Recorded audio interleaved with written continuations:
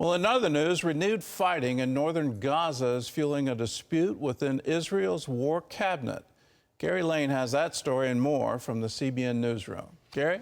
Gordon, the IDF is fighting Hamas in areas of Gaza that it cleared out months ago. As the terror group reforms, Israeli Prime Minister Netanyahu is sparring with his defense minister over the future of Gaza. CBN Middle East correspondent Julie Stahl has more.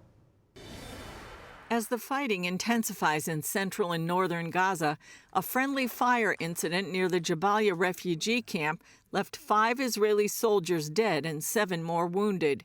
The renewed fighting as Hamas regroups in areas once cleared by the IDF is fueling internal disagreements over ruling Gaza after the war is over.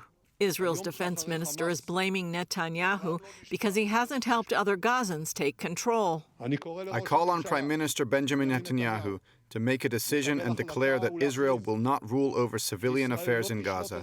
There won't be Israeli military rule in Gaza, and an alternative leadership to Hamas in the Gaza Strip will be advanced immediately. Netanyahu says no Palestinian leaders will step up to govern until Hamas is wiped out. Until it is clear that Hamas does not control Gaza militarily, no party will be willing to take over the civilian management of Gaza for fear of its safety. Therefore, the talk about the day after, when Hamas remains intact, will remain just talk, empty of content. The U.S. Secretary of State again demanded Israel come up with a day-after plan.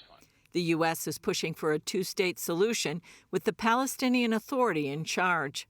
But Netanyahu says the PA is unacceptable because it supports, funds, and educates for terror. A non-Hamas civilian administration there with an Israeli military responsibility, overall military responsibility, that's the only thing that would work. But there's one precondition. You know, the day after Hamas is the day after Hamas. The day after Hamas is destroyed. You can't have it both ways. Meanwhile, the International Court of Justice begins hearings today on South Africa's request to stop Israel's offensive against Hamas battalions in Rafah. Egypt, the first Arab country to sign a peace treaty with Israel, is now joining that effort. Julie Stahl, CBN News.